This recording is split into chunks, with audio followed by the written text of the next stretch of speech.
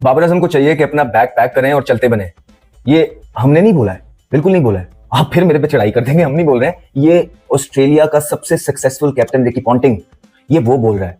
ICC ने एक podcast जारी किया है रिकी पॉन्टिंग का, और पाकिस्तान क्रिकेट के ऊपर काफी बातचीत हुई है कि बाबर आजम टेस्ट के अंदर जो उनकी फॉर्म बुरी चल रही है कि 2000 मींस एक 50 भी नहीं आई है उनके बल्ले से, तो उसके ऊपर रिकी पॉन्टिंग ने बाबर आजम को मशवरा दिया है कि आप उन्होंने एक वर्ड यूज किया कि आप विराट कोहली की किताब से एक चैप्टर ये ले लो। जो देखिए रिकी पॉन्टिंग कौन है जिसने 2 वर्ल्ड कप ऑस्ट्रेलिया को जितवाए हुए शानदार किस्म के बल्लेबाज हैं। वो कहते हैं कि ना बाबर आजम को कैसे वापस अपनी फॉर्म में लाया जा सकता है, कैसे टीम के अंदर वापस लाया जा सकता है जिसको ड्रॉप किया गया था। वो ये भी कहते हैं कि ना जो बाबर आजम के नंबर्स हैं वो सिमिलर लाइक विराट कोहली के। विराट कोहली भी जब आउट ऑफ फॉर्म हुआ था तो विराट कोहली का भी यही हाल था। देखिए किस तरीके से विराट कोहली ने कमबैक किया 2019 से लेकर 2022 तक सेंचुरी। उसने बोला है कि बाबर आजम को चाहिए कि विराट कोहली के फुटस्टेप्स फॉलो करे, बैक पैक करे और घर जाए और फ्रेश होके आए।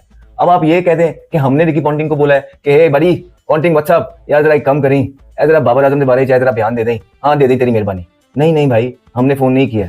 मसला यह है कि वो क्रिकेटर बंदा है, वो व्यूज के पीछे नहीं भागता, उन लोगों के लिए बयान नहीं देता जिनकी पीआर टीम बैठी होती है ताकि उसको कोई व्यूज मिल जाए। नहीं, ऐसा नहीं है। उसने एक जनरल लेकिन बड़ी सेंसिबल बात की, और यही बात हम पिछले 6 महीने से साल से बाबर आजम और क्रिकेट बोर्ड को समझाने की कोशिश कर रहे हैं, लेकिन पता की तुसी मननी नहीं करनी, तुसी अपनी है। रिकी उन्होंने क्या किया था, उनकी जब फॉर्म बुरी हुई थी तो उन्होंने रेस्ट लिया था, वेकेशंस पर चले गए थे विराट कोहली, और दोबारा जब आए तो उन्होंने रन किए। फॉर एग्जांपल 2019 से लेकर शायद 2021 तक उनका कोई शो नहीं था। उसके बाद अफगानिस्तान के खिलाफ उन्होंने शो किया, मगर उस बैटिंग से पहले उन्होंने रेस्ट भी किया था, वेकेशंस पे चले गए थे। उन्होंने बोला, रिकी पॉन्टिंग ने बोला कि आप अपना किट बैग बंद करो, छोड़ दो, और इस पे ज़्यादा तो जो ना क्रिकेट का मतलब सोचना छोड़ो और जाकर रेस्ट करो, और उसके बाद दोबारा वापस आओगे तो आप एक डिफरेंट क्रिकेटर बन सकते हो। मीन का भी तो वनडे सीरीज चली, उन्होंने बोला कि वनडे के ऊपर उन्होंने 30+ रन की, जो 37 रन की जो इनिंग खेली है वो थोड़े बेहतर नजर आए, मगर मेन प्रॉब्लम उनका टेस्ट के अंदर है कि उनकी फॉर्म नहीं चल रही। तो जो रिकी पॉन्टिंग ने मशवरा दिया उसके मुताबिक तो यही है कि जो साउथ अफ्रीका के खिलाफ सीरीज है वो बाबर आजम ना खेले। उन्होंने इनडायरेक्टली बाबर आजम को ये नसीहत किया है, बाबर आजम को ये एडवाइस किया कि अगर आपने अपनी फॉर्म को वापस लेकर आना है तो आपको विराट कोहली की बुक खोल के वो जो पेज है उसको पढ़ना है जो विराट कोहली ने किया था क्रिकेट से ब्रेक लेके। क्या कहते हैं कि ना maybe Babar needs to get away from a while and stop trying too hard. इसी के साथ कहते हैं lock the kit back away for a while and think about something else and then hopefully come back recharge because we know at his best he is a good as anyone going around. कहते हैं कि ना सब कुछ छोड़ दे, side पे होके चला जाए, लेकिन जब वो कम बैक करेगा ना तो बिल्कुल रिचार्ज होकर आएगा। उन्होंने ये बात को और एक तरीके से बोला, कहते हैं कि ना आपने देखा बाबर को पहला टेस्ट मैच हारने के बाद टीम ने, सिलेक्टर कमेटी ने चेंज कर दिया, रेस्ट दे दिया। अब जब बाबर को हमने देखा फर्स्ट ओडीआई के अंदर बाबर आजम बड़ा हमें फ्रेश फील हुआ है, बाबर आजम बड़ा अच्छा खेल रहा था। तो यही चीज की मैं बात कर रहा हूं कि जिस तरीके से बाबर आजम को भी हमने देखा है कि बड़ा अच्छा उसने कमबैक किया है 37 रन के, जो कि गुड थे। इससे ज्यादा करेगा और भी करेगा, लेकिन इसके लिए जरूरी किया कि बाबर आजम को ब्रेक मिलना चाहिए। तो हम भी तो यही बात कर रहे थे पिछले 6 महीने 8 महीने से, और लोग कहते हैं कि पता नहीं हमें बाबर से कोई मसला है। कोई मसले वाली बात नहीं है बाबर से। अब आप ये भी कहेंगे कि पॉन्टिंग को भी हमने फोन किया, हाँ जी पॉन्टिंग की हाल है, ठीक ठाक है, जरा यार है बयान दे दी बाबर के बारे में। अच्छा हाँ ठीक है ओके। तो भाई हमने नहीं किया है, ऐसा नहीं होता है। मसला सिर्फ इतना है, कोई भी क्रिकेटर होगा जो अपने मुल्क के साथ मुखलिस होगा वो सही मशवरा देगा, ना कि किसी एक फैन की तरह या चंद व्यूज के लिए जहां की हवा होगी उसके पीछे जाता रहेगा। यकीन जानिए वो लोग मुल्क के साथ मुखलिस नहीं है, वो सिर्फ अपने व्यूज के लिए और खबरों में रहने के लिए और हेडलाइंस बन जाए कि लोगों की पीआर टीम जो है ना उनकी तस्वीरें लगा के वो सोशल मीडिया पे वायरल, उनकी खुशी सिर्फ इसमें है।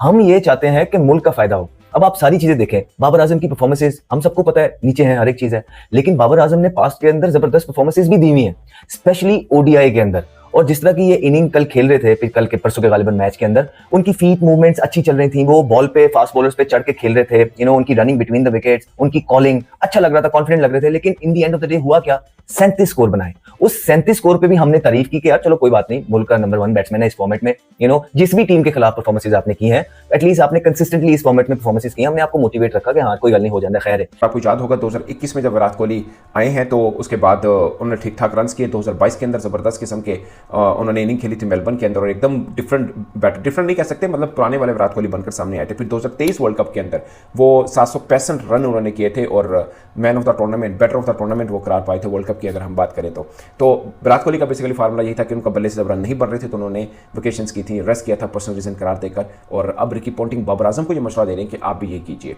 अगर आप रेस्ट करेंगे, मेंटली तौर पर रिलैक्स होंगे तो दोबारा जब टेस्ट के अंदर आएंगे तो आप अच्छे रन कर सकते हैं। फिर रिकी पॉन्टिंग ने बाबर आजम की तारीफ भी की, उन्होंने बोला कि ये वो बल्लेबाज हैं जो जब हम किसी बड़े बल्लेबाजों का जिक्र करें तो बाबर आजम भी उनमें आते हैं। और जब बाबर आजम की अच्छी फॉर्म लगी हो तो अगेन ये उतने ही डेंजरस होते हैं जितने इस वक्त करंट जो बड़े बल्लेबाज हैं जिनको हम डेंजरस मानते हैं, बाबर आजम भी उतने ही डेंजरस है। उन्होंने बोला कि आज बाबर आजम के बारे में हम एक्जैक्टली वैसे बातें कर रहे हैं जब कभी हम विराट कोहली के बारे में उनके के जब टाइम स्टार्टिंग करियर था तो जो हम बात कर रहे थे एक्जैक्टली अब वैसे ही हम बाबर आजम के हवाले से भी बात करें। मगर वो काफ़ी होपफुल हैं कि अगर ये वाला फार्मूला बाबर आजम भी ट्राई आउट करें विराट कोहली वाला तो ये भी इनको भी सक्सेस मिल सकती है। अब यहाँ पे एक सवाल आता है जो मेरे दिमाग में आ रहा है। हमने देखा, आपको याद होगा जब बाबर को टीम से निकाले तो फकर जमान ने एक ट्वीट किया था, उसमें उसने विराट कोहली के साथ कंपेयर किया था। बहुत सारे पाकिस्तानियों ने और साथ साथ इंडियंस ने फकर जमान को क्रिटिसाइज किया था कि तुमने बाबर के साथ कोहली का नाम क्यों जोड़ दिया।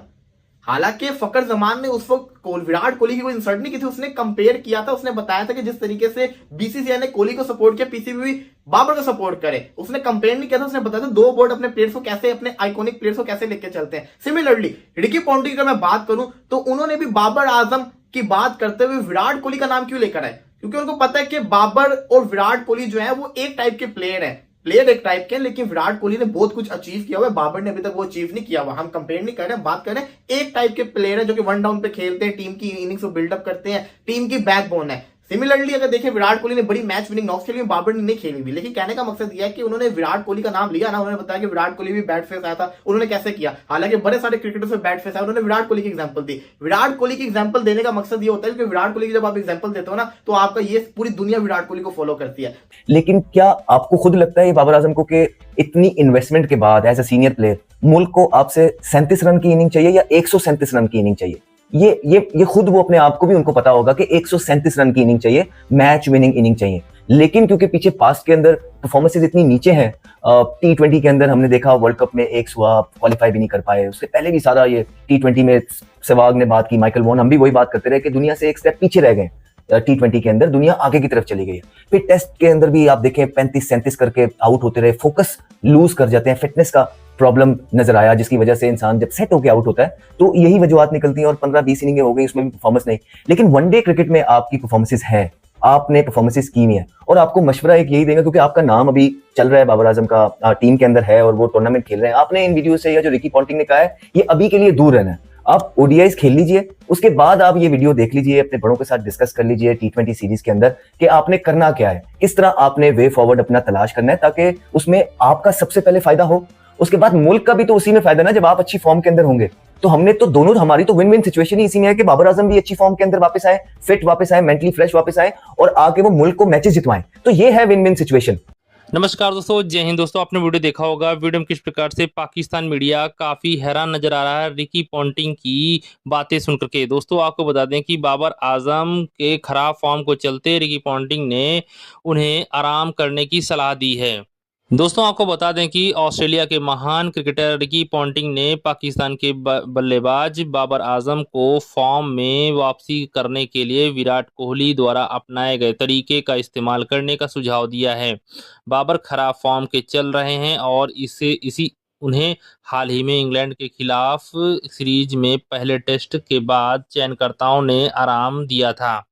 पाकिस्तान के पूर्व कप्तान ने टेस्ट में पिछले 18 पारियों में अर्थ तक नहीं लगाया और T20 विश्व कप 2024 में बल्ले से भी अच्छा प्रदर्शन नहीं किया। इंग्लैंड के खिलाफ टेस्ट सीरीज के बाद राष्ट्रीय टीम में वापसी करते हुए उन्होंने ऑस्ट्रेलिया के खिलाफ पहले वनडे में 37 रन बनाए। और बाबर के खराब फॉर्म पर टिप्पणी करते हुए पॉन्टिंग ने कहा, पाकिस्तान को उन्हें अपनी टीम में वापस लाने के लिए तरीके खोजने जरूरी होंगे। इसी पे दोस्तों पूरा वीडियो है। अगर दोस्तों वीडियो अच्छा लगा हो तो हमारे चैनल जरूर सब्सक्राइब कीजिएगा, लाइक कीजिएगा। दोस्तों मिलते हैं नेक्स्ट वीडियो में। धन्यवाद दोस्तों, जय हिंद।